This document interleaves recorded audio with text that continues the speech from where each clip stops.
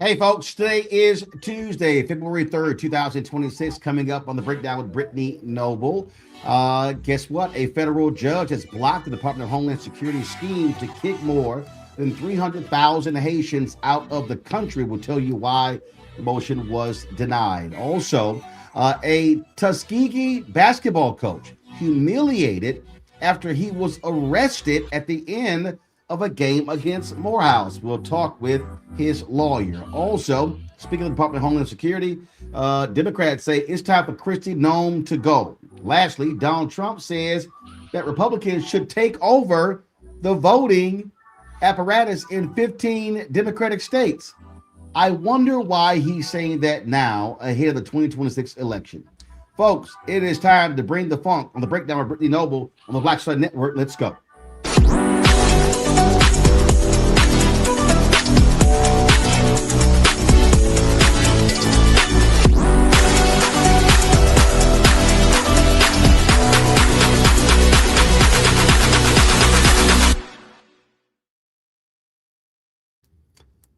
All right, folks, welcome to today's show. I'm Roland Martin, filling in for Brittany Noble. Lots to get to. Let's talk about this first story.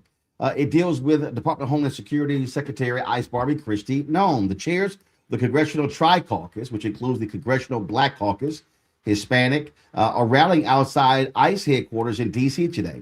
The members are calling for the firing of Kristi Noem. They say it is the ongoing ICE abuses and violation of due process or simply out of control. Members are holding the agency accountable also for the murders of Renee Good and Alex Pretty. This has been going on for quite some time. In fact, you have some members who have said that that frankly she needs to be impeached. The pressure has been on her. Of course, after the killing of Alex Pretty, Kristi Noem actually came out and said that that her responses to his death. Her responses, she said that was really about it was really about what she was getting from Stephen Miller and Donald Trump. And so there's been lots of pressure. One of the folks who was speaking at today's rally was Georgia Congresswoman Lucy McBath. She, of course, was speaking out at the podium. I'm going to play for you several bites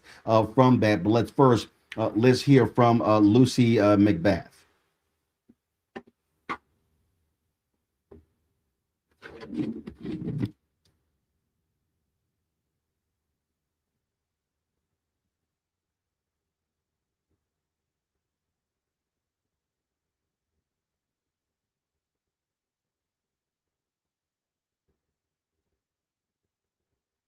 No audio.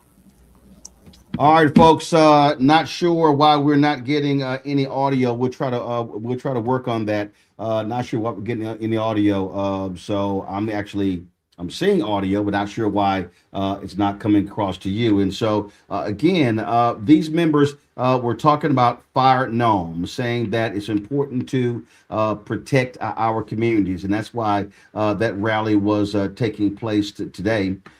So what we're going to do is we're going to queue up some more video. Hopefully, we can get the audio to properly play because we do want you to hear what they had to say at the rally. And so let me do this here. I'm going to go to a quick break. We're going to get the audio fixed, and I'll be right back on the Breakdown with Brittany Noble.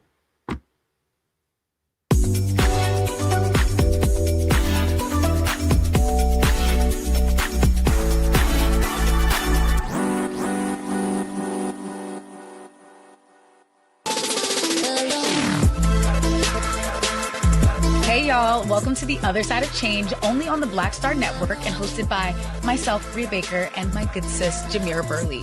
We are just two millennial women tackling everything at the intersection of politics, gender, and pop culture. And we don't just settle for commentary. This is about solution-driven dialogue to get us to the world as it could be and not just as it is. Watch us on the Black Star Network, so tune in to The Other Side of Change.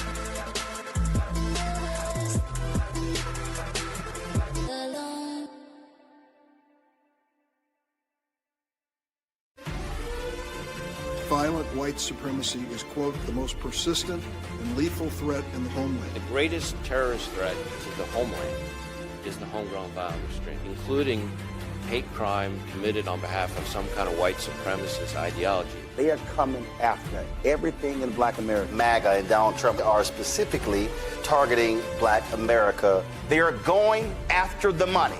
Attack Black Lives Matter. Attack critical race theory, attack woke, DEI. MAGA wants to defund Black America. This is a perfect example of their desire to completely degrade and de-emphasize Black people.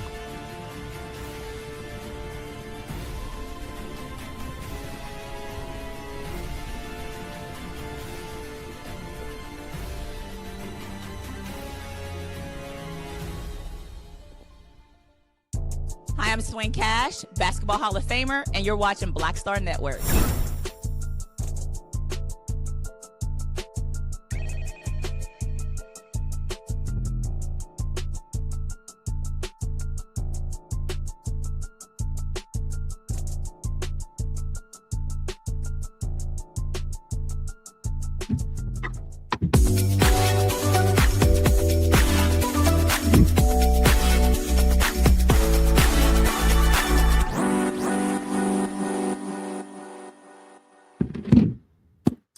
All right, folks, so we got that all sorted out. So this rally took place a couple of hours ago. A number of members spoke. We first, Lucy McBath, Congresswoman Lucy McBath, Congresswoman Ilhan Omar, she also spoke. And so there are several members, also Stephen Horsford, Joyce Beatty also spoke. And so we're looking at all the folks who spoke. So let's do this here. Let's first hear from Congresswoman Lucy McBath, and then we'll hear from Congresswoman Ilhan Omar.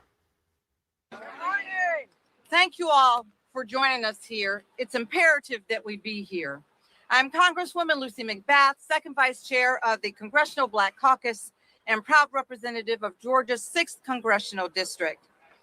I want to thank the leaders of our caucuses today that you have around us. Congressman Adriano Espaillat, Congresswoman Grace Meng, Congresswoman Teresa Ledger Fernandez, Congressman Brad Schneider, Congressman Greg Casar, and all of my Democratic colleagues for their presence here today.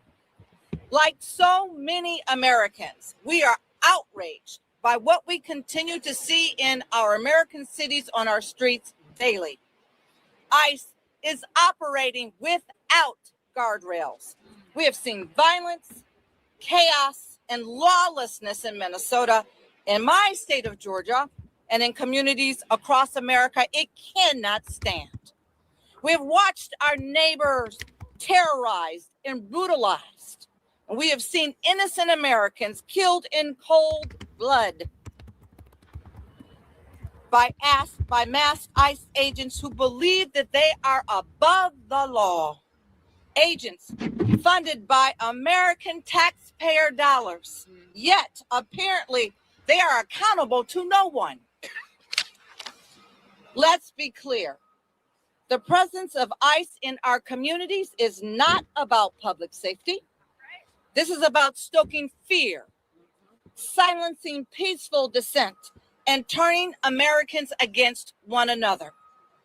This is a direct attack on civil rights and due process to target communities of color, instilling fear in Black, Latino, Asian, and immigrant communities, and anyone who dares to speak out against the Trump administration. Kristi Noem has refused to provide Congress or the American people with the transparency and the justice that we and the families of those murdered by masked agents deserve and demand. This depravity starts at the top, and she must be held accountable. She must resign or face impeachment. Let's go! The Congressional Black Caucus and House Democrats will not back down. We are not backing down, and we will continue standing with our communities because they deserve that and so much more. And to our neighbors who have chosen to protest peacefully, stay strong, stay peaceful, and rise above the chaos. The right to protest, to speak out against injustice is fundamental to our democracy. It's protected by our Constitution. Thank you. Thank you for being here. Thank you for standing up. And now it is my privilege to introduce to you and welcome Representative Teresa Ledger Fernandez. All right, folks. So we're going to, we're going to do this here. We're going to cue it up and then hear from Congresswoman Ilhan Omar, who represents Minneapolis. That has been the epicenter of all of these protests that have been taking place across the country. Really, I mean, federal law enforcement officials, including ICE, Border Patrol, Trump has been sending them into numerous cities: Chicago, Portland, Memphis, New Orleans is on the docket. But Minneapolis really has been the main place where we've seen sort of the pushback. Also, some 3,000 federal law enforcement officers have been sent into Minneapolis, which outnumbers even the Minneapolis and St. Paul Police Department. And so that's one of the reasons why you're seeing this again in the last couple of months. You've seen the shooting death of Renee Good. You've seen the shooting death of Alex Preddy, and that has raised significant tension. You've had Minnesota Governor Tim Walz saying it's time for ICE to go. Minneapolis Mayor Jacob Fry saying it's time for ICE to go. And so it has been lots and lots and lots of tension in there in Minneapolis. Here is their Congresswoman Ilhan Omar. Good morning, everyone. It is an honor to be here with you all.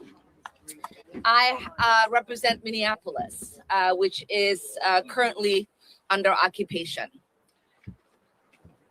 We do not exaggerate when we say we have schools where 2/3 of the students are afraid to go to school.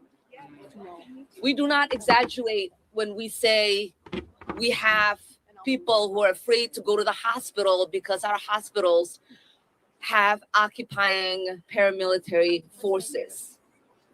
We do not exaggerate when we say our restaurants are shutting down because there are not enough people to drive the employees to work and from work. We do not exaggerate when I say we have people who are housing other people because they are afraid to go home. That's right. And that is all happening in an American city. Mm-hmm. We have two neighbors, two of my constituents, who were shot by federal agents as cameras recorded.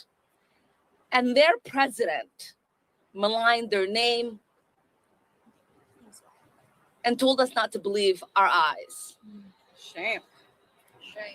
When we say it is time for Noem to go, we mean it now. Let's go.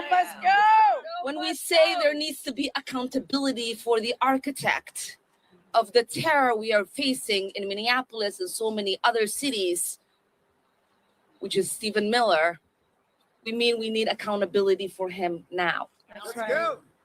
So thank you all for being here. Thank you for joining the call to get ICE out of our cities, for us to dismantle this department that is not just rogue, but unlawful. And yes, obviously, if Noem does not resign and the president doesn't fire her, Democrats are ready and willing to impeach her. Let's go. Let's go. I now call. So again, you see right here, you get the sense of the tensions there, and so again, a number of Democrats actually spoke at that particular rally. If you want to see the full live stream, what you got to do is simply go to our Black Star Network channel, or you can go to our YouTube channel, youtube.com/Roland S. Martin. Click live, and you'll actually see a little more than an hour, about a 1 hour and 1 minute news conference that we live streamed that took place again at 10 a.m. Eastern this morning. All right, let's talk about what's happening with Elon Musk's ex in Paris. Prosecutors have summoned him after authorities raided the ex offices in France. Prosecutors say the questioning is part of an investigation into potential criminal offenses, including complicity in the possession and distribution of child pornography images, the sexual deepfakes and AI-based human image synthesis technique, and fraudulent extraction of data from an automated processing system. The search was carried out by prosecutors and French police cybercrime unit. Former ex-CEO Linda Yaccarino is also wanted for questioning about the platform's adherence to French law. All right, folks, let's talk about this huge story. Today was the day where the temporary protected status of Haitians expired. It expired at midnight, and deportations would have started. In fact, one of the things that also started is that Trump had moved in ICE agents into Ohio today, the exact same time that was, of course, expiring. And the idea was that they were going to begin to target and deport Haitians. Well, a federal judge has halted the Department of Homeland Security's plan to end deportation protections for 350,000 Haitians. Of course, that plan was put in motion when Noem ruled that it was indeed a time for that to end. It was announced ahead of the program's termination. Again, today, February 3rd, was the deadline to ban. This bans the government from invalidating Haitians' legal status and work permits of active enrollees by arresting and deporting them. This U.S. District Judge Anna Reyes issued the ruling, and this is exactly what she said in that particular ruling. She said, quote, this is the conclusion, there's an old adage among lawyers: if you have the facts on your side, pound the facts. If you have the law on your side, pound the law. You have neither, pound the table. Secretary Noem, the record to date shows, does not have the facts on her side, or at least has ignored them. Does not have the law on her side, or at least has ignored it. Having neither and bringing the adage into the 21st century, she pounds X, also known as Twitter. Noem has a First Amendment right to call immigrants killers, leeches, entitlement junkies, and any other inapt name she wants. Secretary Noem, however, is constrained by both our Constitution and the APA to apply faithfully the facts to the law in implementing the TPS program. The record to date shows she has yet to do that. By accompanying order, the court grants plaintiffs renewed motion for a stay, and it assigned Anna C. Reyes, United States District Judge. I have seen a lot of rulings from federal judges, but man, that is one that is deeply personal and targeted to Kristi Noem. And it is, it truly is an amazing order. She laid out that the Administrative Procedures Act does not take into consideration the overwhelming evidence of present danger in Haiti. And that was the reason for her particular ruling. We'll have more of this tonight at 6 p.m. Eastern on Roland Martin Unfiltered. Let's talk about happening in Maryland, where Democrats are moving forward with changing their congressional maps. Now, remember, all of this started in Texas when Donald Trump demanded that Texas find him 5 new seats. Well, they changed their maps there. That set off a massive race across the country. California, Kansas, Missouri, Ohio. I mean, we can go on and on and on. Well, Maryland, the Maryland House has passed a new congressional map. The proposed map could allow Democrats to pick up an additional seat in this year's midterm elections.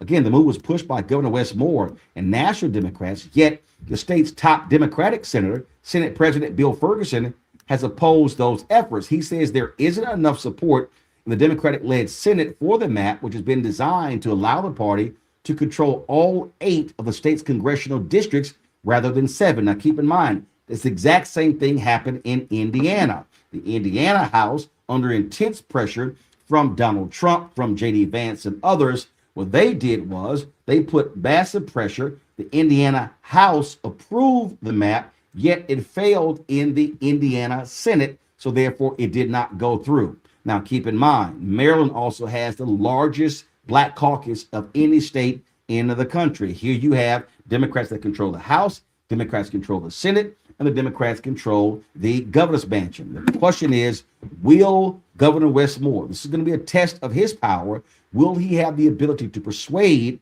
Democrats who are frankly unsure to actually vote for this measure? We'll be checking to see if that happens. Also, folks, the partial government shutdown could very well end soon. The House rule easily advanced the funding package in a party line vote late Monday. If the full House passes the funding package and Donald Trump signs it into law, the shutdown will end. It's a 5-bill package to fund the Departments of Defense, State Treasury, as well as a 2-week extension of funding for the Department of Homeland Security, allowing for no more negotiation. Of course, the DHS funding has been the center of the impasse, with the Democrats demanding reforms to how ICE operates. All right, folks, going to go take a break. We come back, we're going to talk with the attorney for the Tuskegee head basketball coach. This was the craziest thing you've ever seen. End of the game with Morehouse, he gets arrested. Literally, handcuffs put on him. We'll show you the video and talk with his attorney, Harry Daniels, right here on the Breakdown with Brittany Noble. I'm Roland Martin filling in for her. We'll be right back. Don't forget also,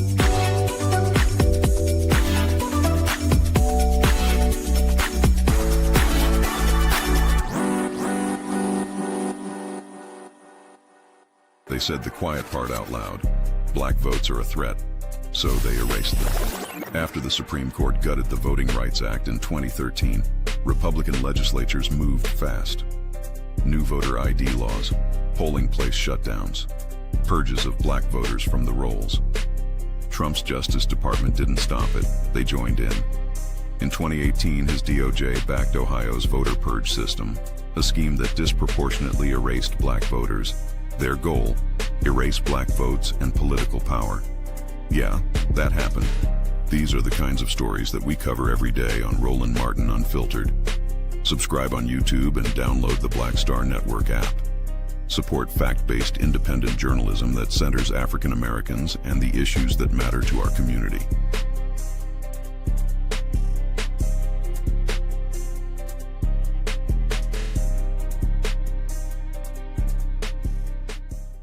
If in this country right now, you have people get up in the morning and the only thing they can think about is how many people they can hurt, and they got the power, that's the time for mourning. For better or worse, what makes America special, it's that legal system that's supposed to protect minorities from the tyranny of the majority. We are at a point of a moral emergency. We must raise a voice of outrage We must raise a voice of compassion, and we must raise a voice of unity. We are not in a crisis of party versus party. We are in a crisis of civilization, a human rights crisis, and a crisis of democracy itself. And guess what? You've been chosen to make sure that those that would destroy, those that would hate, don't have the final say, and they don't ultimately win. What's happening? This is your man, Motown recording artist Kim. You are watching the Black Star Network.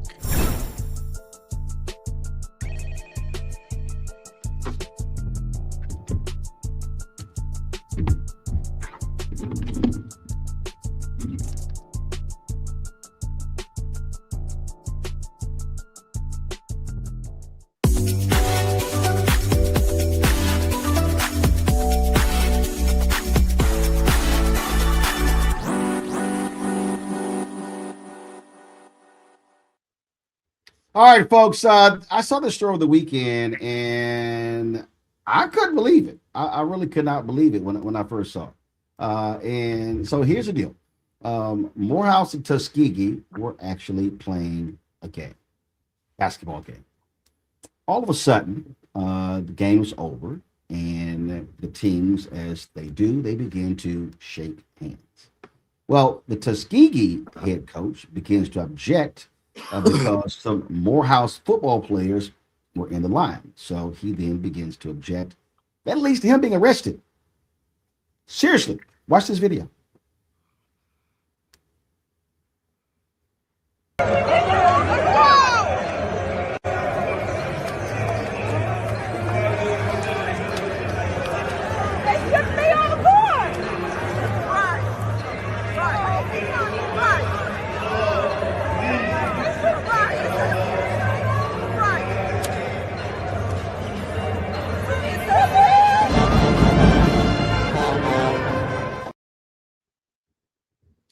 Y'all, that actually happened. I think we got another video from another angle. Let me know if you have that ready. I mean, like this was literally crazy. And so you see right there the Tuskegee coach. He is talking to the officer, and saying, "Hey, you know." And all of a sudden, these guys are there. Now he later said, "Wait a minute, he wasn't being mean-spirited. He wasn't being nasty. He was simply objecting to what he saw." Well, the officer didn't care and went ahead and arrested him. Attorney Harry Daniels has been hired by the coach. Harry Jones is right now. Harry, I've never seen this before. I've never seen this before, where a basketball coach who is simply saying, "Hey, what's going on here?" Then he gets arrested. So Benji Taylor has hired you. Walk us through what the heck is going on. Thanks, Roland. I've never seen it before because it never happened before. Coach Taylor, like you described before, the football players were along the baseline under the goal, and they were heckling the players on the bench, equipment managers, and so on. And the rule in the conference says that fans cannot be on the floor. I mean, obviously, I know the football players are student athletes, but we're not at a football game. We're at a basketball game. You know, he complained about it throughout the game. At some point, an officer went down and stood with the football players, but they continued to act in the same way before. It seemed like the officer was actually laughing along with them. Then after the game, during the ceremonial, handshake, when the players come to shake hands at the end of the game, the football players decided to join the basketball players. Like, hey, we're gonna do what we want to do. And coach, who is on the committee of the rules, he's the head of the conference basketball, men's basketball. He's the chair. He complained about the security and safety that the police officer or the security staff there failed to adhere to. And once he had a conversation and disagreement, one of the officers asked him who was he talking to, and the coach said, "I'm talking to you." And the officer put him in handcuffs, arrested him in front of his players, family, friends, and sent him through a perp walk in front of the gymnasium full of people, 1,000 people. This is the most ridiculous thing. That we have a lot of cases When we deal with a lot of cases dealing with police misconduct, but you have a coach, a mentor, a person that we have entrusted our students to, student athletes, who's fighting for safety in handcuffs is ridiculous. Okay, so the game took place at Morehouse, right? Yeah, Morehouse College. Okay, so this officer, was he Atlanta Police Department? Was he Morehouse Police? Was he a hired security guard? Who is he?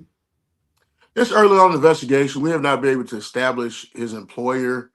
We do know that we see in the video, we see Morehouse badges on some of the officers, but we have not been able to actually identify his employee. But nevertheless, regardless of his employer status, he was acting on behalf of Morehouse, either contract, part-time, or full-time. Nevertheless, his job was to maintain the safety and security of that collegiate event, and he failed to do so. He actually added chaos and confusion. It's a video that's after the fact, rolling, where the coach is trying to get his players in the locker room while he was in handcuffs, begging them, to go to the locker room, and where the football players or a similar student, a body it seemed like they're being aggressive towards parents or other coaching staff.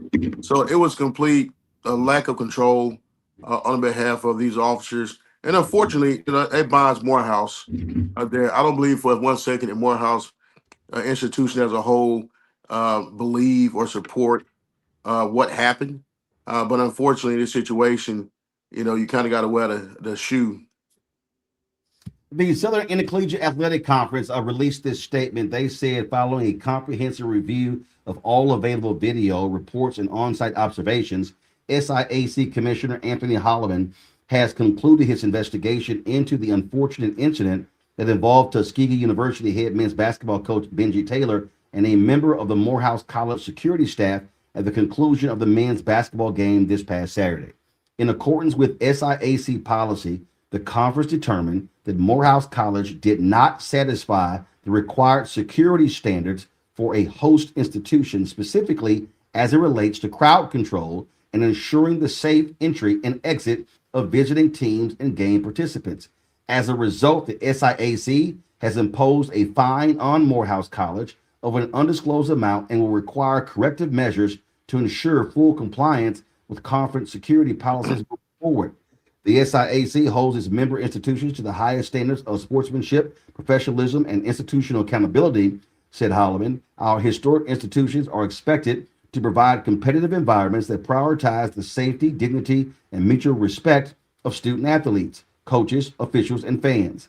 The conference remains committed to upholding these expectations and to ensuring that all SIAC contests are conducted in a manner consistent with our shared values. Now, that's from the conference right there, Harry. And so what's the next steps for you? And it's not, first of all, let's just be clear. It's not just you. Benji Taylor has hired you, Gerald Griggs, and Gregory Williams. So what's next? To piggyback off what the conference put out, Roland, we have to ensure that our colleges, historical Black colleges and universities, are treated with the same dignity and respect, and people who attend those events feel safe and secure. I don't think this would have happened at Cameron Indoor Stadium or any place else, particularly. And I want to make sure that you can't treat a collegiate event as though this is some type of rec league game. You have people there in place to ensure safety, and it was not adhered to.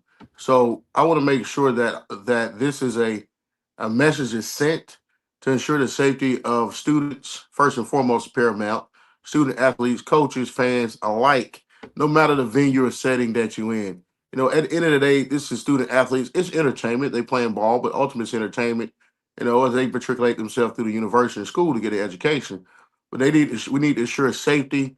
And our stance is simple. We want to make sure that Morehouse, take a position, and all institutions take a position, and take this as a learned moment, and make sure it doesn't happen again. Obviously, Coach Taylor has some personal damages and issues that he have to deal with, physical, emotionally, psychological, because this never happened before. This could have adverse effect on his career moving forward, because he's forever going to be known as a coach who was arrested on the floor and paraded before his team and a whole gymnasium that never happened before. So we have to deal with that issues. Obviously, hide our services to help resolve that issue. But nevertheless, the overarching thing that we want to get done is make sure that our players, coaches, and our HBCUs are treated fair and equally like anybody else. And that's what we plan on doing. The officer claimed that Taylor was very aggressive and the aggressor. Well, guys, roll a video. Anybody who watches this video, and I played it back, and I was like, I mean, you can tell the officer had attitude. Guys, roll a video. You can tell the officer had this little attitude, and you see him, you see him pointing, you see the officer. Oh, no, roll it, guys. You relate with the video. Just roll it back, because I need people to see. Okay, now what you're going to see right here, and this was so you see him motioning, and he's pointing out. And all of a sudden, you can tell the officer sort of is like, wait a minute, hold up.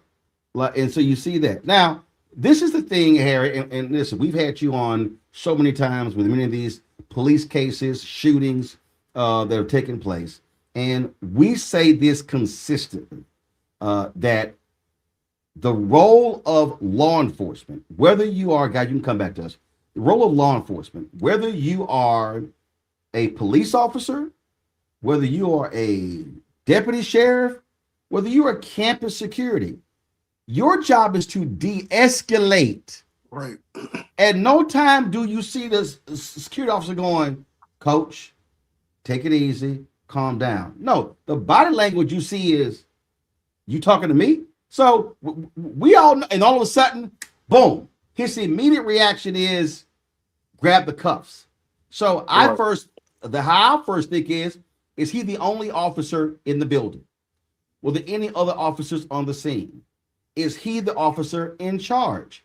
And so that your first reaction should not be slapping cuffs on. He didn't attack him.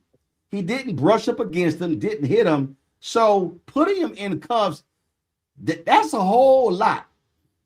Yeah, we talk about this de-escalation a lot, how a lot of these things happen and start, from something as simple as detaining a person as the coach was detained to end up killing a person. The de-escalation tactics was clearly not adhered here. And let me be very clear, even if the coach was upset and using profanity or something, and he was not, he has a First Amendment right protection to do that. That's a First Amendment right protection.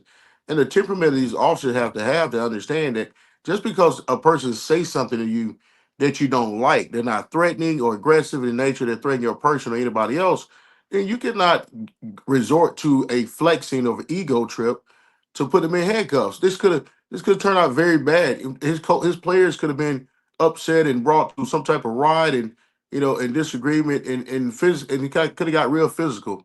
But the physicality, if it would have happened, it spawned from an officer not trained or ill or just have a ego that should not be part of a situation in any environment. I say this, Roland. If he's willing to do this to the head coach of Tuskegee University, I can imagine what he's willing to do to the students at Morehouse College. Indeed. All right, Harry Daniels, keep us abreast of what happens next in this case. Appreciate it. Thanks, Roland. Have a good day. All right, thanks a lot. All right, folks, got to go to break.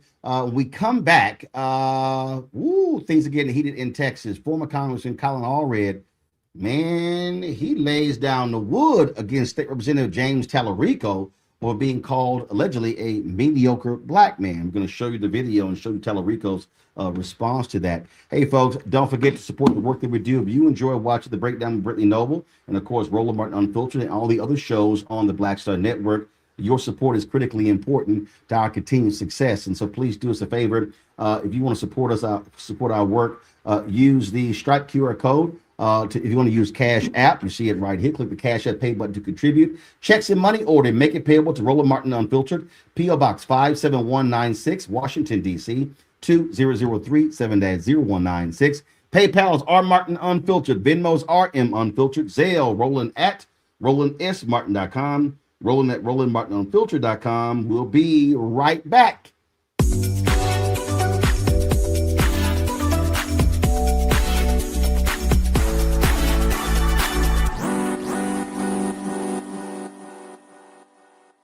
With medicine and science under attack, I want to keep you and your family informed and healthy. I'm Dr. Ebony Hilton, and I knew at the age of 8 that I wanted to be a doctor.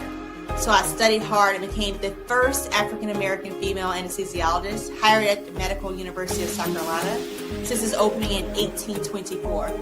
And I always say I was made into a doctor, but I was born to be a mom. And as a new mom, wife, sister, daughter, and friend, I understand how frightening a medical crisis can be. I care for individuals on some of the worst days of their lives, and it's my mission to provide you with a safe space to gain clarity on issues affecting your mind, body, and soul. I recognize that there are health disparities, particularly as it pertains to race, and I want to help bridge the gap between you and your healthcare providers. Join me every Thursday for Second Opinion on the Black Star Network, where each week I'll invite experts from various medical fields to share the latest health news. We'll discuss topics such as the vaccine debate, mental and sexual health, medical bias, infertility, menopause, andropause, nutrition, and aging. Together with my medical colleagues, we aim to provide you with a second opinion. Don't miss it, Thursdays only on the Black Star Network.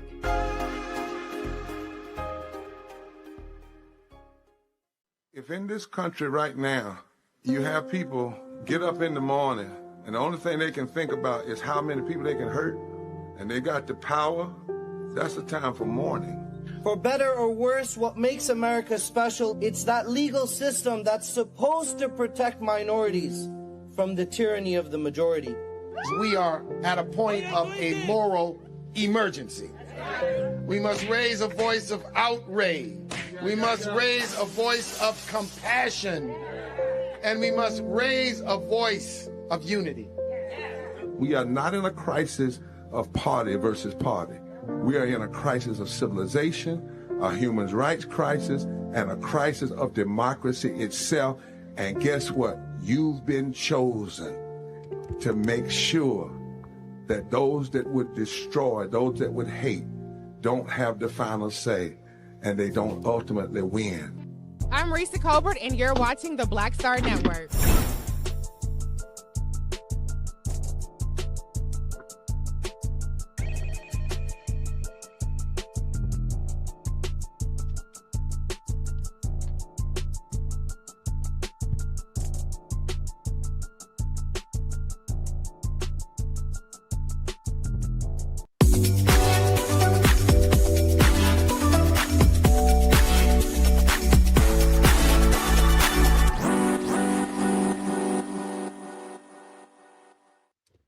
Folks, we're 1 month away from the primary in Texas to determine who would have a Democratic nomination to represent Democrats in Texas in the U.S. Senate race in November. Race pits Congresswoman Jasmine Crockett against State Representative James Tallarico. And it's been a fairly, mild campaign, them not really attacking one another. Well, now things are getting a little froggy. Someone posted a video on social media saying that in a conversation, Tallarico called former Congressman Colin Allred, who ran for the United States Senate last year. He's called him a mediocre black man. Well, Colin Allred responded to that in this video yesterday. First of all, let me just give you some free advice, James. If you want to compliment black women, just do it. Just do it. Don't do it while also tearing down a black man. Okay? We've seen that play before. We're actually, let's do this here. Give me 1 second. Is this the full video? Is this the full video? Because he did a 2 minute and 49. Okay, fine. I'm gonna play it. Let's see. See if we got the audio issues on my end fixed. So let's see if we can play this.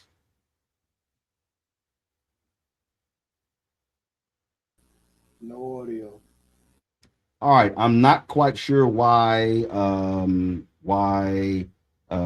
you guys can't hear the audio on your end, because everything on my end is showing it. So do this here, y'all. Pull the full video, because it was a 2 minute and 38 second video that Colin Allred dropped. That was man, I was like, I was surprised by it. So all right, so here's what you had. You had you've had a lot of people. You've had a lot of people going back and forth. You had supporters of Crockett and supporters of Tallarico have been duking out on social media. They've been duking out on social media. Okay, guys, I'm hearing music, so could y'all kill that music, please? Guys, do me a favor. I'm hearing, there we go. Okay, sorry. I was hearing some music there. All right, so here's the deal. They've been duking it out because a lot of Tallarico supporters believe that Crockett shouldn't be in. They believe that she is not the best choice. They believe that Tallarico stands the best chance to beat Republicans in the fall. So there are others who have been using some racially charged language in talking about her, and so it's been real back and forth. But this whole thing here has really sort of upended this, and so Allred makes his comment. Then all of a sudden, first of all, the allegation of what Tallarico said, then Colin Allred comes out and makes this statement, and then the campaign of James Tallarico then releases a statement. I'm going to have that for you next, but I want to play the Colin Allred comment first because it was not expected.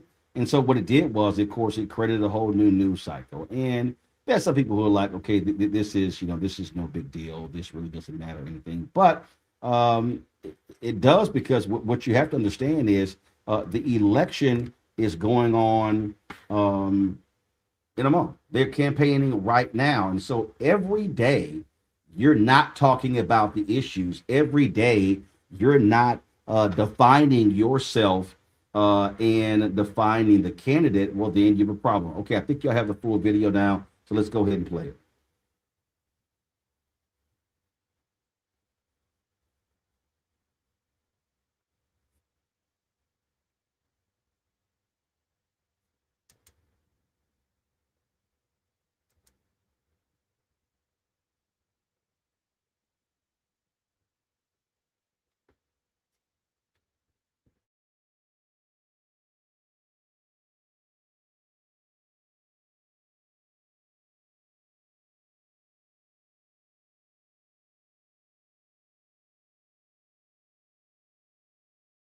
And I got some steam coming off my head because I'm, just finished my workout. Got some steam coming out of my ears too. I understand that James Tallarico had the temerity and the audacity to say to a black woman that he had signed up to run against a mediocre black man, meaning me, not a formidable, intelligent black woman. Ears too. I understand that James Tallarico had the temerity and the audacity to say to a black woman that he had signed up to run against a mediocre black man, meaning me, not a formidable, intelligent black woman, meaning Jasmine Crockett. Let me just break this down into a few segments here. First of all, let me just give you some free advice, James. If you want to compliment black women, just do it. Just do it. Don't do it while also tearing down a black man, okay? We've seen that play before. We're sick and tired of it. We're tired of folks using praise for black women to mask criticism for black men. That's not good for our community. It's not good. It doesn't work, and we know what you're doing. Okay, so if next time you want to praise a black woman, just do that. Leave black men out of it. Just leave a lot of things out of it. Second of all, did you ever have a coach or somebody, a leader in your life tell you that when you make an accusation, you often have a bit of confession in it? Maybe you use the word mediocre because there's something creeping into your mind about yourself. Because I know you're not talking about somebody who's been better at 3 things than you've ever been at 1. You are not saving religion for the Democratic Party or the left. We already had Senator Reverend Dr. Raphael Warnock for that. We don't need you. You're not saying anything unique. You're just saying it looking like you do. Okay? And third of all, let me just say to all the young black men out there, all the young men who come from tough background, struggle growing up, who maybe think that someday you want to put yourself forward as a leader in your community. It's going to have haters like this are going to show up, okay? And you're going to feel like you have to be twice as good and jump twice as high and talk twice as well But you don't have to. You can walk out there with your shoulders back and your head held up high, knowing who you are and the value that you bring, and understanding that this comes with the territory and that there's going to be folks like this. And when we see them, we should say thank you. Thank you for taking off the mask. Thank you for telling us who you really are and what you really think. And goodbye, okay? Because we're on our way and we don't need you to come with us and we don't need your help to get there. So with that being said, go vote for Jasmine Crockett. This man should not be our nominee for the United States Senate. I wasn't gonna get involved in this race, but listen, don't come for me unless I send for you. Okay, James? And keep my name out of your mouth while you're at it. Okay, then. This was released by the Tellerico campaign. This is the official statement from James Tellerico on Allred video. This is a mischaracterization of a private conversation. In my praise of Congressman Crockett, I described Congressman Allred's method of campaigning as mediocre, but his life and service are not. I would never attack him on the basis of race. As a black man in America, Congressman Allred has had to work twice as hard to get where he is. I understand how my critique of the congressman's campaign could be interpreted given this country's painful legacy of racism, and I care deeply about the impact my words have on others. I've always said that, despite our disagreements, I deeply respect Congressman Allred. We're all on the same team. Woo, it's a whole lot there. All right, y'all. So we'll see what happens next. Again, Election Day in Texas is March 3rd.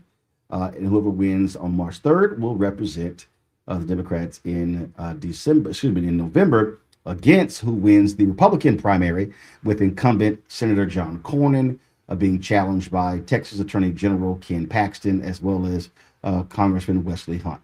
Folks, the former mayor of Detroit makes a deal to pay more than $800,000 in restitution. That's right. Kwame Kilpatrick has signed a private deal with the feds. And of course, he owes the city of Detroit. Now, that's more than $155,000 he initially claimed he owed. Kilpatrick reached this agreement after he fought in federal court to reduce the repayment amount. The court denied his motion to reduce the repayment. Kilpatrick's pension benefits and other income are now subject to garnishment. He was sentenced to 28 years for wire fraud and tax evasion. However, Donald Trump commuted his sentence in 2021 after serving just 76 months in prison. Folks, the D.C. Office of Planning has awarded $250,000 in grants to two nonprofits. It's for the care and preservation of historically black cemeteries in Washington, D.C. The grants are part of a broader initiative to recognize and protect black history in the nation's capital. The Woodlawn Cemetery Perpetual Care Association and the Black Georgetown Foundation will each receive $125,000 to support research, maintenance, community education efforts. The funds will be used to remove hazardous trees, repair fencing, improve signage, and enhance the safety and accessibility of the cemeteries. These historic burial grounds are critical to African American culture and history, and the grants are a significant step towards ensuring their preservation and care. All right, folks, our final story. Rapper T.I. has made a big-time donation to Morris Brown College. He's giving the school $50,000. T.I. said that what led him to give such a big way to Morris Brown is because of the work that they do.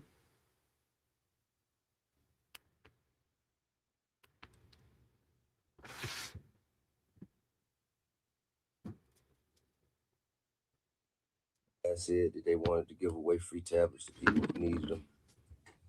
And that's exactly what we're doing.